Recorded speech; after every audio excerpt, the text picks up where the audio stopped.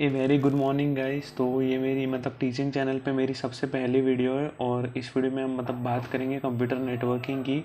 और हम एक पूरी की पूरी मैं इसकी प्लेलिस्ट बनाऊंगा कि कंप्यूटर नेटवर्किंग के रिलेटेड। और ये इस सीरीज़ में मैं आपको पूरा फाउंडेशनल लेवल तक कंप्यूटर नेटवर्किंग कंप्लीट करा दूंगा। इसमें आपके कंप्यूटर नेटवर्किंग के सारे जितने भी कॉन्सेप्ट्स होते हैं वो सारे कंप्लीट मैं करवा दूंगा।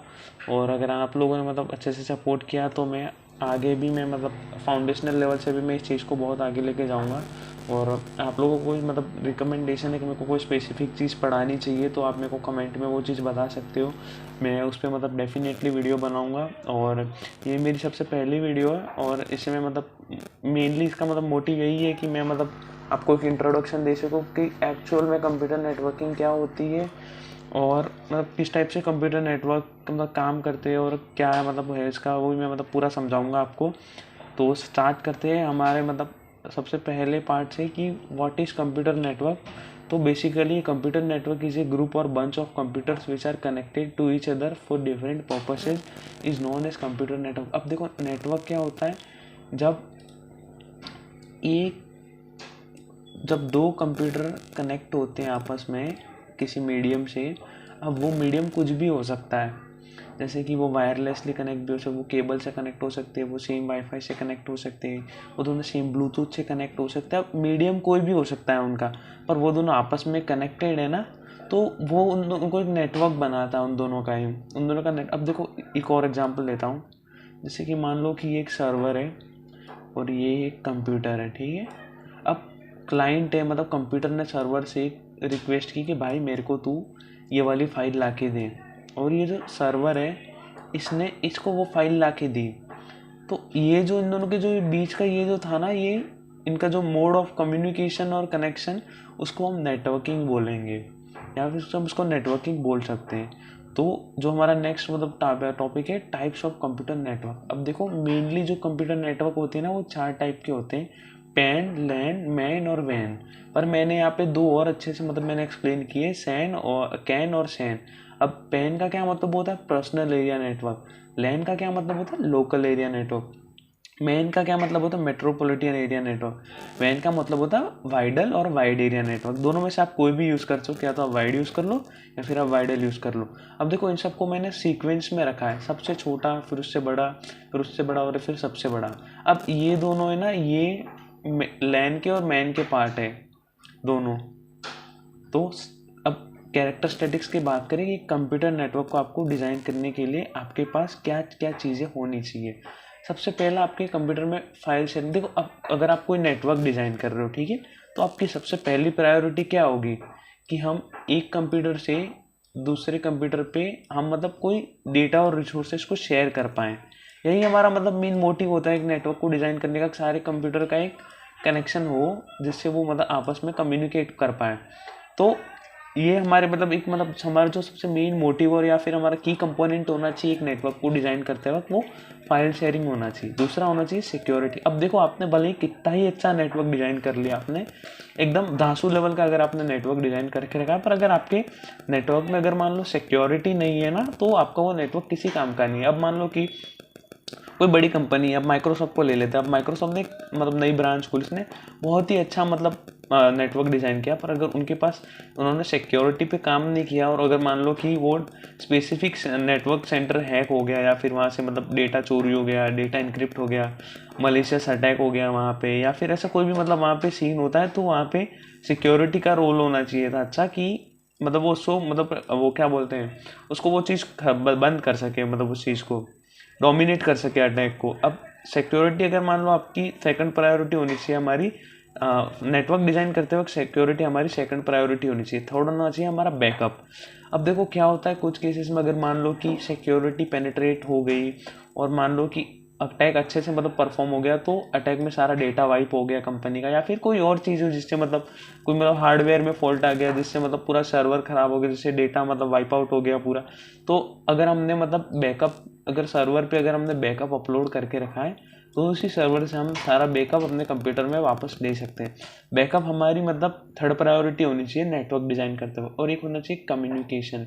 कम्युनिकेशन क्यों इंपॉर्टेंट, अब मान लो कि एक कंपनी की ब्रांच है, एक है यूएस में, दूसरी है इंडिया में, तीसरी है जापान में ले लेते हैं। अब इन तीनों का मतलब भी, अगर ये तीनों एक नेटवर्क से कनेक्ट होगी तो ये अगर मान लो इसके फाइल भेजनी होगी तो भी वो भेज पाएगा और ये भी इसको भेज पाएगा। क्यों? क्योंकि इन दोनों का एक म्यूचुअल कनेक्शन बना हुआ है इस हिसाब से। तो ये एक दूसरे को अपने मतलब डेटाबेस से मतलब शेयर कर सकते हैं फाइल्स। अब देखो फाइल शेयर हो सकेगी ना तो वो इजी रहेगा यूँ कि मतलब रिसोर्सेस मतलब अवेलेबल हो जाएंगे। तो यही मतलब एक मोटिव होता है कि रिसोर्सेस शेयर करना एक दूसरे के साथ। तो ये जो चीज़ें ये मतलब हमारी फोर्थ प्रायोरिटी होनी चाहिए। अब देखो नेटवर्क के टाइप्स की बात करते हैं। ये पैन का मतलब होता है पर्सनल एरिया नेटवर्क।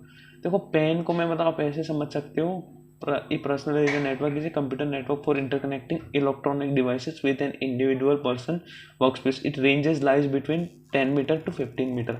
अब देखो मान लो आपके घर पे है एक स्मार्ट टीवी, ठीक है, आपके पास एक स्मार्टफोन, एक स्मार्ट लैपटॉप, एक Alexa, smart speakers, smart lighting, ये सब। अब इन सबको आपने एक वाईफाई से कनेक्ट करके रखा है, सारी एक वाईफाई से कनेक्टेड है। ये रहा वो वाईफाई, ठीक है। तो अभी अगर मान लो आप आपका लैपटॉप यूज़ कर रहे हो, अगर आपको मान लो फ़ोन लगाना है तो आप बिना आपके फ़ोन को टच किए भी आप आपके फ़ोन से फ़ोन लगा सकते हो। अब मान लो आपको कोई मूवी देखनी है तो आप उसको सीधा अपने टीवी के साथ स्ट्रीम कर सकते हो। तो अब टीवी स्पीकर्स के साथ वाई मतलब ब्लूटूथ के मीडियम से या वाईफाई के मीडियम से कनेक्टेड है तो स्पीकर भी मतलब अपना आउटपुट देंगे। आपने फ़ोन से एलेक्सा को कमांड दी कि एलेक्सा को आपने कमांड दी कि मेरे फ़ोन से स्पेसिफिक बंदे को फ़ोन लगा, और फ़ोन को भी टच नहीं किया आपने, एलेक्सा को भी टच नहीं किया आपने, सिर्फ एक कमांड दिया। अब आपके फ़ोन से फ़ोन जा रहा है उस बंदे को। इस हिसाब से मतलब ये पूरा एक जो कनेक्शन है ना, ये पूरा जो वाईफाई से कनेक्शन है, ये पूरा वाईफाई से कनेक्ट और ये सारा मिलकर एक नेटवर्क बनाते हैं। हम इसको एक पर्सनल एरिया नेटवर्क बोल सकते हैं, ठीक है। इसके बाद आता है हमारा लोकल एरिया नेटवर्क। देखो लोकल एरिया नेटवर्क में क्या होता है, local area network is a computer network that interconnects computer within limited area such as residence, office, building. It ranges lies between 150 metre.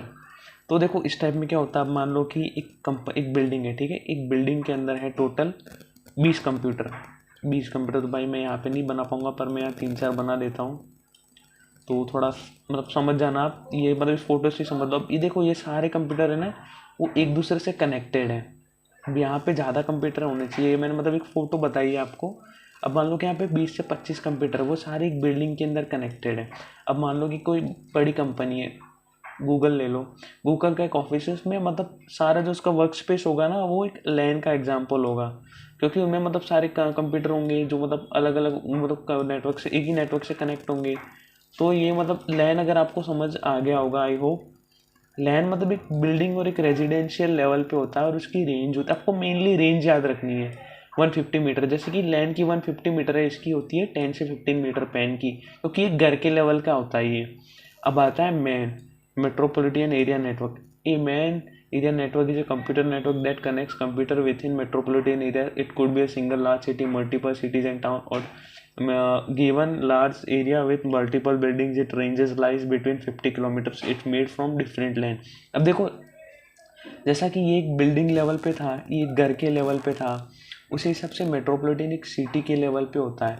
अब सिटी के level पे क्या, जब बहुत सारे लैन नेटवर्क मिलते हैं ना तो वो सारे मिलके बनाते हैं एक मेन नेटवर्क को। जैसे कि आप देख सकते हो यहाँ पे इस फोटो में, यहाँ पे बहुत सारी बिल्डिंग्स का मतलब नेटवर्क मिलके एक मेन नेटवर्क बनाया।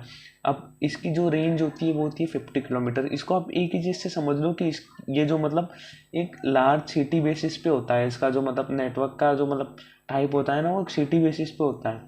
अब मैन के बात आता है van. When a wider area network is A technology that connects your office, data centres, cloud application, ब्ला ब्ला ब्ला ब्ला ब्ला। अब देखो इसको मैं एक सीधी सी भाषा में समझाऊंगा, इतना बड़ा कौन ही पड़ेगा भाई।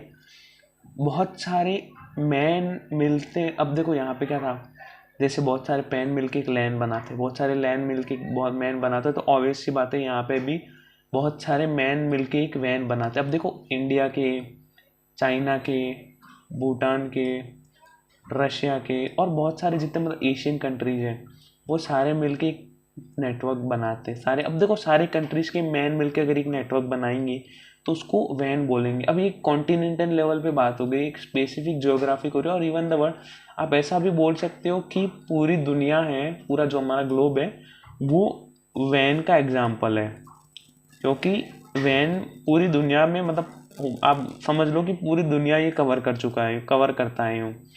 अब इसके बाद आता है, अब देखो ये जो मेन जो 4 थे वो मैंने आपको बता दिए। अब ये 2 एक्स्ट्रा होते हैं। अब कैंपस एरिया नेटवर्क, देखो कैंपस एरिया नेटवर्क यहाँ पे ये मतलब बहुत टिपिकल डायग्राम है, मैं इसको आपको समझाता हूँ।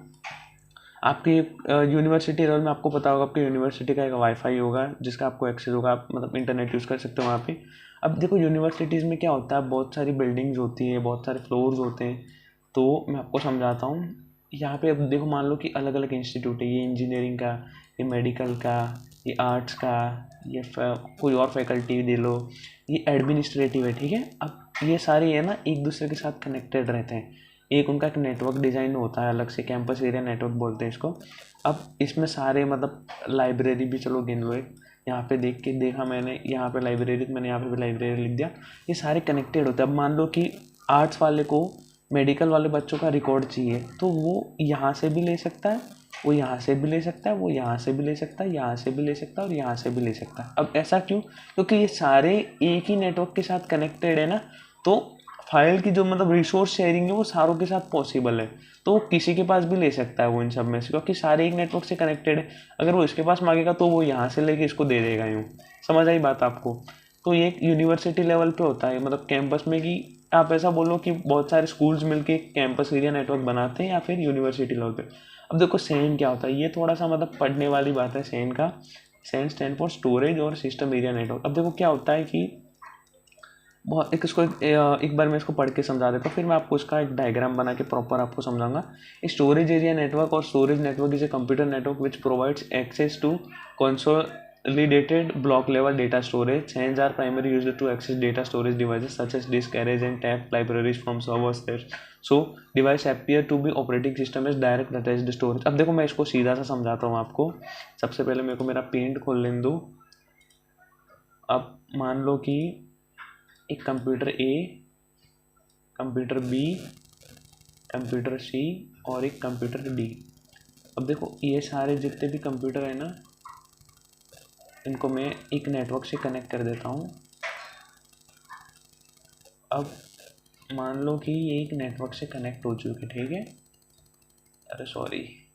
अब देखो क्या होता है, ये इनका मतलब एक नेटवर्क हो गया, ठीक है। ये एक नेटवर्क में मतलब अभी कनेक्ट हो चुके हैं। अब ये क्या है, एक स्टोरेज एरिया नेटवर्क बना के दिखाता हूँ मैं आप। अब देखो गाइस, मैं यहाँ पे डेटाबेस का मतलब वो यूज़ करने वाला था सिंबल, पर पेंट में मेरे को वो मतलब मिला नहीं, और मैं मतलब उतना ज़्यादा टाइम वेस्ट नहीं करना चाहता उस पर, इसलिए मैं मतलब इसी में बना रहा हूँ। देखो क्या होता है। अब देखो मैं आपको एक बार ये बना देता हूँ मैं पूरा। देखो अब मैं बताता हूँ। अब ये कंप्यूटर ए है, ठीक है, ये बी, ये सी और ये डी।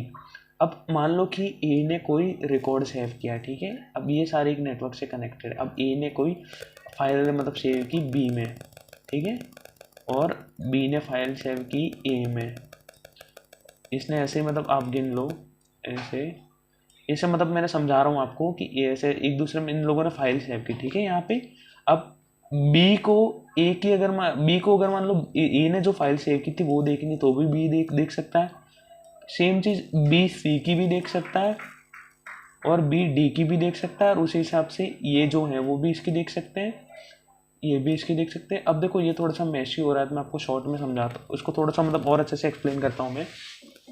जैसे कि मान लो कि ये जितने भी कंप्यूटर होते हैं ना, वो सारे एक दूसरे के साथ कनेक्टेड होते हैं। इन सबका स्टोरेज डिवाइस एक होता है, जिसमें वो लोग क्या करते हैं, सारा का सबका डेटा एक जगह कॉमन इकट्ठा होता है। तो अगर मान लो कि ए है, तो अगर उसको मतलब वही डेटा एक्सेस करना है तो भी वो कर पाएगा, और बी को वही डेटा एक्सेस करना है तो भी वो कर पाएगा। अब देखो क्या होता है कि इससे मतलब फाइल शेयरिंग ईजी हो जाती है। अब मान लो कि एक स्टोरेज डिवाइस, अब मान लो कि आपके पास एक स्टोरेज सर्वर है, तो उसमें अगर आपका सारा डेटा स्टोर करोगे तो आप उसको, उसी सर्वर को आप किसी और डिवाइस से भी आप एक्सेस करके ले सकते हो, तो जिससे मतलब डेटा शेयरिंग ईजी हो जाती है। तो इस टाइप का जो नेटवर्क होता है वो मेनली इसका यूज़ होता है स्टोरेज के एज ए, मतलब स्टोरेज डिवाइस की तरह इसको यूज़ करते हैं इस टाइप के नेटवर्क को। तो आई होप आप सभी को मतलब इंट्रोडक्शन टू कंप्यूटर नेटवर्किंग समझ आया होगा। और नेक्स्ट वीडियो में मतलब कल तक डाल दूंगा। नेक्स्ट वीडियो हमारी मतलब होगी वो इसके मतलब रिलेटेड होगी कंप्यूटर नेटवर्किंग की। और अगर आपको नोट्स चाहिए इसके हैंड रिटन नोट्स, तो मैं एक टेलीग्राम चैनल बना रहा हूँ, उस पर आपको मैं मतलब नोट्स अवेलेबल करा दूंगा। और आपको मतलब कैसे लगा मतलब ये फर्स्ट सेशन, आपको मेरे को मतलब कमेंट करके बताइए और मेरे को मतलब फीडबैक दीजिए कि मेरे को कौन सी चीज़ों पे काम करना चाहिए और क्या क्या चीज़ें हैं जो मेरे को इम्प्रूव करनी चाहिए। और thank you very much guys, that's all for today.